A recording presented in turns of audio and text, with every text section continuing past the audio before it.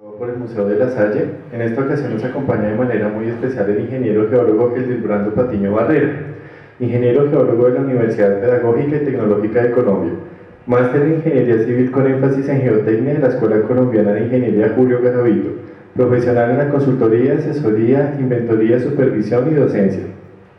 Ha participado en numerosos proyectos de ingeniería como estudio de prefactibilidad, parte de diseño de la primera línea del metro de Bogotá, estudio geotécnico para los cruces subfluviales del departamento de Casanare, interventoría durante la construcción de cimentación de silos para el almacenamiento del clínker y cemento de la planta Nobsa Holcim, Colombia. Ha realizado estudios geotécnicos para los rellenos sanitarios de la Palagana, en Santa Marta, Los Cazones, Valledupar, La Gloria, Pereira, Colombia, Guaguayo, Toco, Los Pocitos, Barranquilla, La Miel, Ibagué, Carrasco, Bucaramanga y los rellenos sanitarios de Quito, Guayaquil, Esmeraldas y Lago Agrio, Ecuador. Ha realizado mentorías para la construcción de las cimentaciones del muelle Río Córdoba, estudio geotécnico plantas cementarias de la Bahía Bayano, estudio geotécnico relleno sanitario. Ha realizado diseños del SODMES para el distrito de riego Triángulo Collaino, análisis de pruebas de bombeo para el campo Caraca, diagnósticos geotécnicos para líneas de flujo de Ecopetrol y diseño geotécnico de localizaciones petroleras. Entonces, al final de la conferencia vamos a conceder 15 minuticos para las preguntas y ahora los dejo con nuestro invitado. Démosle una cordial bienvenida.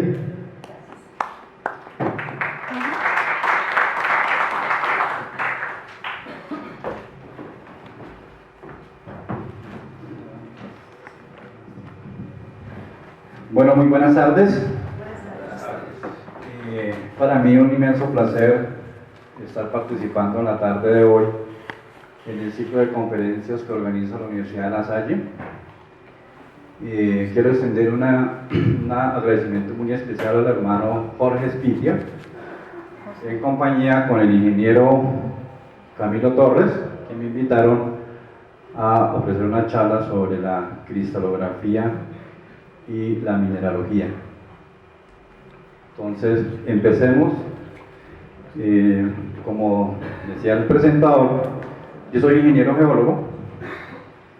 Este es un tema más relacionado con un cristalógrafo, quien es quien realmente se encarga del estudio y del comportamiento de los cristales. Sin embargo, la charla de hoy, que vamos por esta tarde en el auditorio, está un poco dedicada o concentrada en los minerales petrográficos, aprovechando que el mayor auditorio somos profesionales en ciencias de la tierra como la ingeniería civil y la geología, que en algún momento de la historia o de nuestra vida profesional vamos a hacer uso de la identificación de minerales para el desarrollo de los proyectos de ingeniería.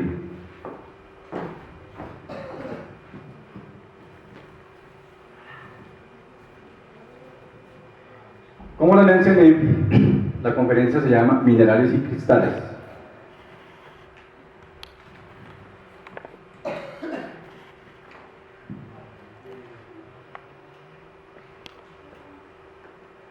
¿Qué es la cristalografía?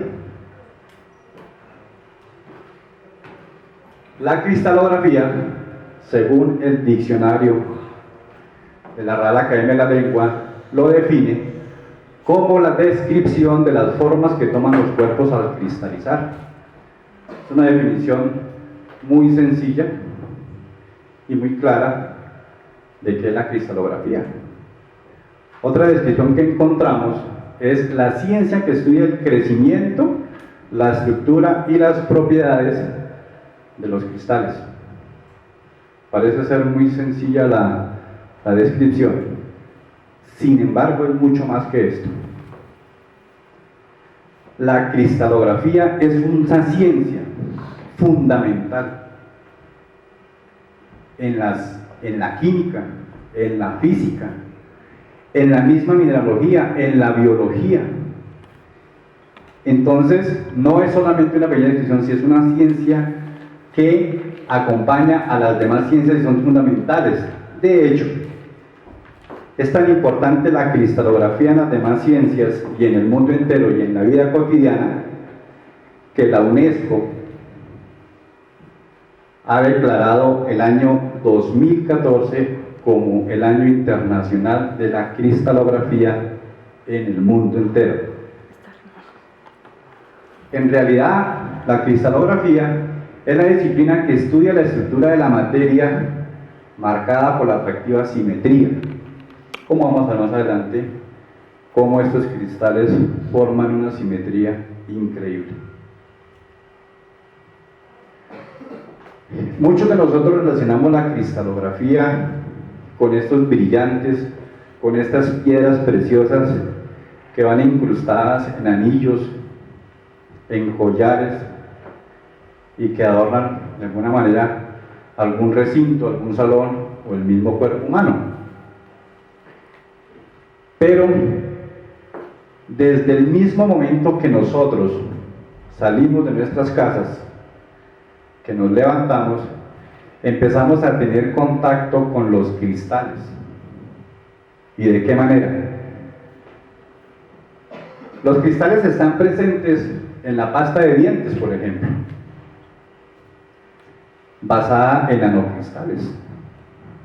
También pueden estar presentes o están presentes como granos de azúcar cuando preparamos nuestros alimentos o el primer alimento de la mañana. También están presentes en los huesos del cuerpo. Los huesos están formados por cristales, con cristales de fosfato cálcico en un huevo. Los cristales también están presentes en todos nuestros elementos electrónicos, por ejemplo los teléfonos, son cristales líquidos. En el despertador, en el teléfono despertador, cuando en la mañana nos levantamos y vemos esos números grandes que nos hacen una chicharra, ahí están presentes los cristales líquidos. En las pantallas de los computadores, en los televisores, ahí tenemos el contacto o la presencia de cristales. En la nieve, en los alimentos congelados de la nevera, ahí están presentes los cristales. En fin, los cristales están presentes en nuestra vida cotidiana. De ahí la importancia que la UNESCO, como les mencionaba anteriormente, haya declarado el 2014 como el Año Internacional de la Cristalografía, y de alguna manera es una de las causas fundamentales por las cuales se estén dictando este tipo de charlas y conferencias en las diferentes universidades y recintos del mundo. ¿De dónde surgió la idea de nombrar el año 2014 como el Año Nacional de Cristalografía?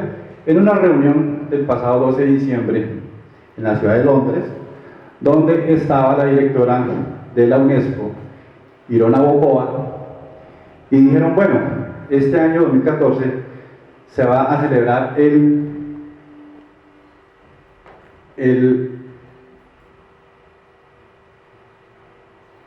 no me acuerdo ahora la palabra, centenario, no la palabra, el centenario de la reflexión de rayos X y el cuarto centenario de la observación de cristales en los copos de nieve. Básicamente eso fue la partida para que en el 2014 se celebrara el Año Internacional de la Cristalografía. Y a partir de estas charlas, pues dar a entender al mundo la importancia que tienen los cristales en la vida cotidiana. Este señor, Johannes Kepler, en el año 1611, pues iba caminando por la ciudad de Praga, cuando de pronto empezó a nevar y vio caer copos de nieve en su solapa. Y el tipo, bastante inquieto, pues vio cómo estos copos de nieve formaban unas formas perfectamente formadas, unos cristales hexagonales, y comenzó entonces el estudio de la cristalización o la teoría de la cristalización. En aquel entonces, pues no se contaban con los elementos necesarios para ver esos cristales, pero sin embargo él creó algunos microscopios para poder ver la forma y las formas que adquirían estos copos de nieve. Hoy en día, pues ya con algunos elementos especiales, unos microscopios especiales, pues uno puede ver la verdadera forma que adquieren los copos de nieve al cristalizar. Esta es una forma. La forma del copo de nieve depende también de la temperatura a la que se forma, que es a -2 a -30 grados centígrados, y se pueden formar como unas columnas de agujas, como se ve en la imagen. Esto fue lo que este señor en el año 1611 no alcanzó a ver, pero que ya se estaban formando.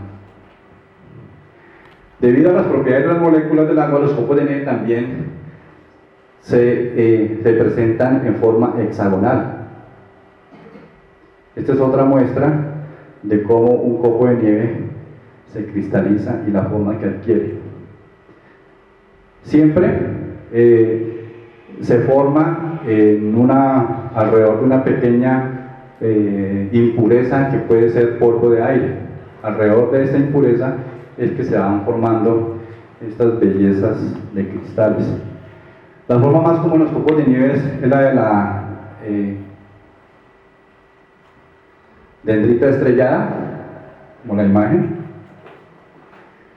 Y la Universidad de Wisconsin en Estados Unidos también ha creado un complejo proceso de formación de nieve y han fabricado estos cristales.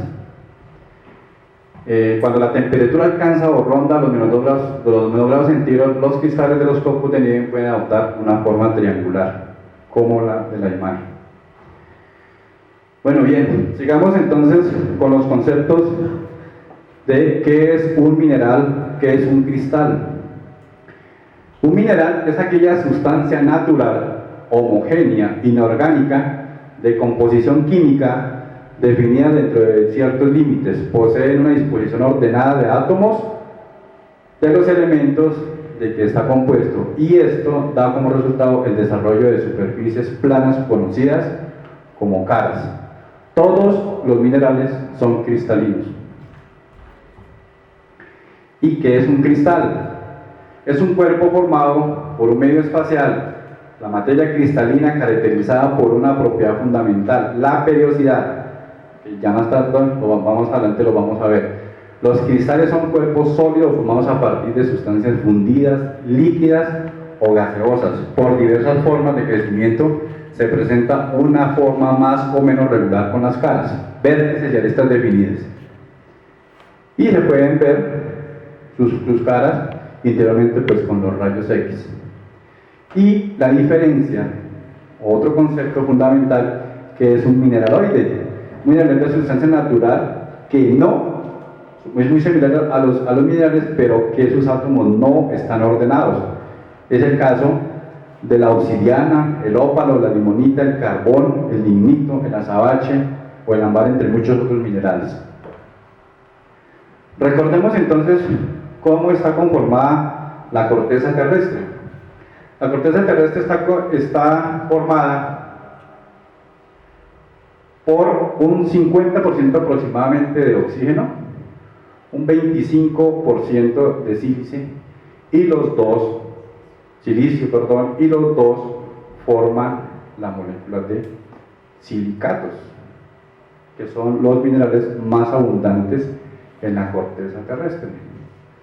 En menor proporción encontramos el aluminio, el hierro, el calcio, el sodio y otros minerales que no alcanzan a ser el 1% de la composición. De estos elementos, básicamente, es que se están formando los minerales y cristales.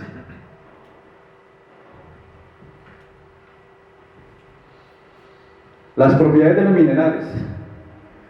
Las propiedades de los minerales dependen del tipo de enlace, de la composición química y de la estructura. El tipo de enlace. El tipo de enlace, la clasificación depende de esa fuerza de cohesión, esa fuerza de atracción que tienen los minerales o los átomos al atraerse. Entonces están los enlaces primarios, que es el enlace iónico, el enlace covalente como segunda medida, y está el enlace metálico. Los enlaces secundarios tenemos los moleculares o los de Van der Waals, los derivados de dipolos y los puentes de hidrógeno. Las condiciones químicas que tenemos presentes para que se forman los cristales, los minerales, son la dureza, la exfoliación, color, brillo, densidad, solubilidad, conductividad eléctrica, térmica, compresibilidad y el coeficiente de dilatación térmica. ¿Cuáles son las condiciones ambientales que se deben tener en cuenta o que tienen en cuenta los minerales para formarse?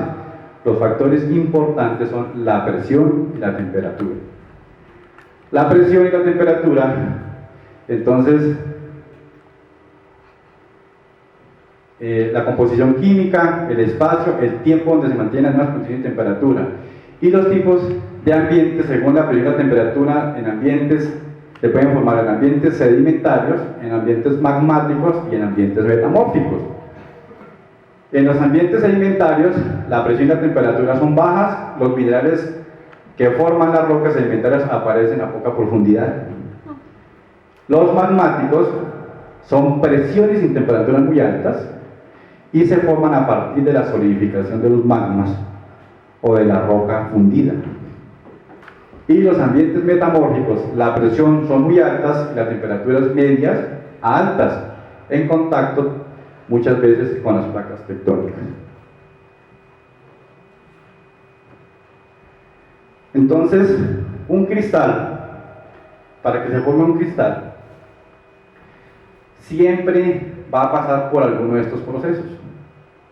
El primero es a partir de un material fundido que se enfría, es decir, tenemos el magma en un estado muy caliente, se produce el proceso de solidificación, llega a un ambiente completamente frío y hay una formación de minerales, o unos cristales de minerales.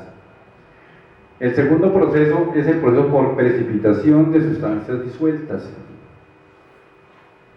Entonces está aquí presencia de agua más un soluto, se produce el proceso de precipitación y da la formación de cristales de minerales.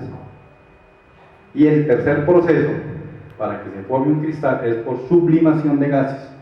Es decir, tenemos un elemento de sustancia en estado gaseoso, está el proceso de sublimación y se forman los cristales. Un cuarto proceso para la formación de cristales es la recristalización y se forma de nuevo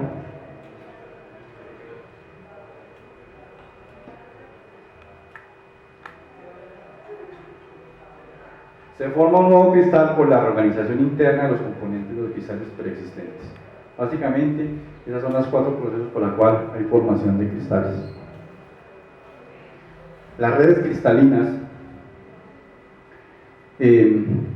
la estructura, damos unos conceptos sobre las redes cristalinas antes de ver las imágenes de las formas de cristalización o los sistemas de cristalización de los minerales. La estructura cristalina es una organización espacial de elementos constituyentes de un cristal. Los átomos o moléculas de una unidad se disponen sucesivamente repetidas y regulares en espacio. También encontramos la descripción de una red cristalina, que es la representación de esta disposición. En cada red, cada elemento que se repite está representado como un punto o un nodo. Las redes cristalinas, o la estructura cristalina mejor, tiene una disposición ordenada. Los elementos de un cristal de las tres dimensiones, o sea, unas redes cristalinas tridimensionales, exteriormente pueden manifestarse externamente en formas características como agujas, láminas, conocidas como un hábito mineral, e internamente la disposición ordenada se manifiesta por la repetición de unidades elementales. Los iones de cloro, los iones de sodio, también forman una red cúbica y de esta forma entonces hay la cristalización de la sal o el cloruro de sodio o la sal de cocina. Esto es lo que se denomina una celdilla, que es la unión de los dos elementos, y ya aquí está toda una red completa, que son las famosas redes cristalinas. Los átomos de los minerales se unen disponiéndose ordenadamente en el espacio, formando, digamos, estos tipos de cristales, estas formas de cristales. Aquí está nuevamente el cristal en forma cúbica de la pirita. Las redes cristalinas, las redes planas, estos modelos es en caso o si los minerales se cristalizaran en una forma totalmente plana. Entonces las figuras que podrían formarse, que podrían darse, sería una forma cuadrada, una forma rectangular simple, una rectangular centrada, una obliqua o una forma hexagonal. Y las redes espaciales de Bravis es la superposición de esas redes planas. Entonces al superponerse muchas redes planas, entonces estamos formando ya las redes tridimensionales, formándose 14 diferentes tipos de redes tridimensionales descritas en la figura. Y los sistemas cristalinos formados a partir de estas redes cristalinas, entonces los minerales van a tener o una forma cúbica, tetragonal, ortorrómbico, hexagonal, trigonal, monoclínico y triclínico, cada uno con diferentes condiciones y características de geometría, de lados y ángulos. De hecho, los cristalógrafos dicen que solo existen 7 tipos de poliedros capaces de ser rellenados de forma ordenada por reposición para formar los sistemas cristalinos. Las propiedades físicas de los cristales, de los minerales, perdón.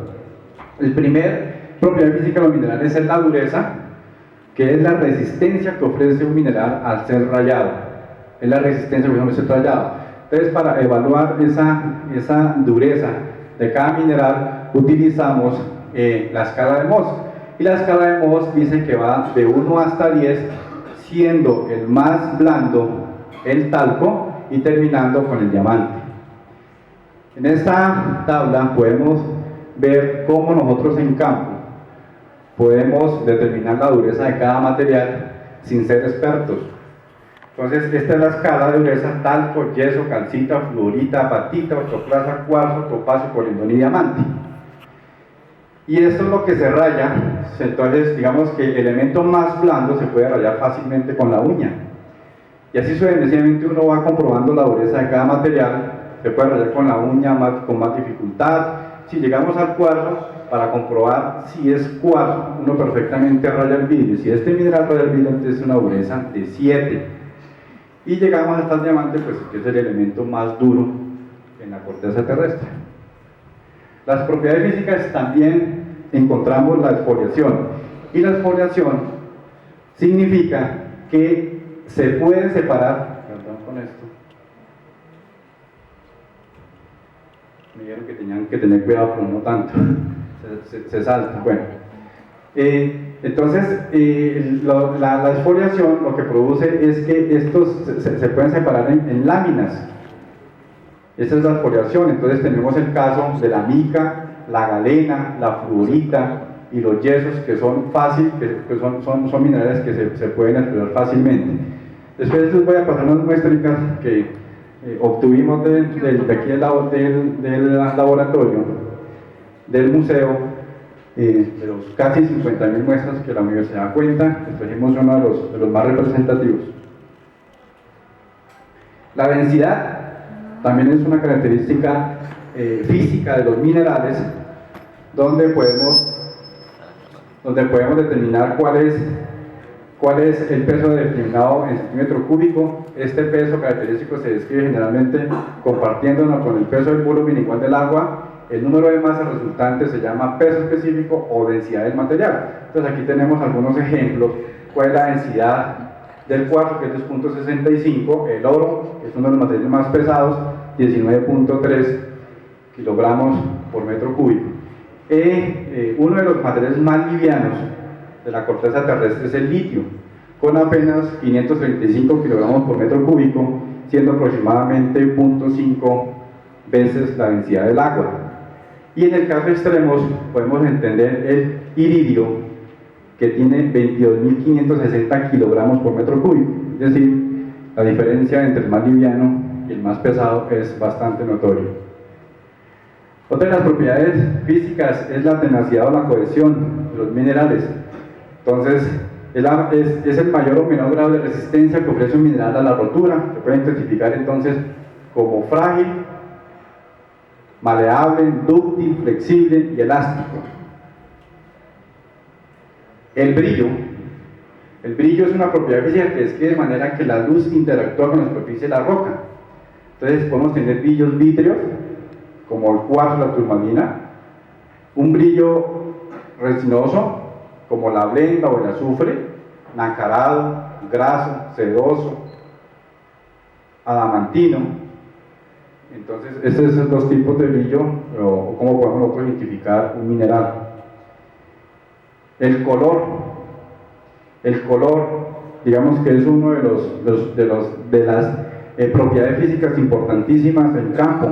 El tipo de color nosotros ya nos representa qué tipo de minerales estamos en campo, porque son muy característicos. Por ejemplo, este dorado intenso de la pirita, este verde de la malaquita y el cinabrio, que es un brillo, bueno, aquí nos alcanza un brillo grisáceo, pero no se alcanza a ver por la luz, pero son materiales que simplemente brillan, no necesitan ser sometidos a alguna pulición para representar el brillo, sino que en su estado natural pues brillan.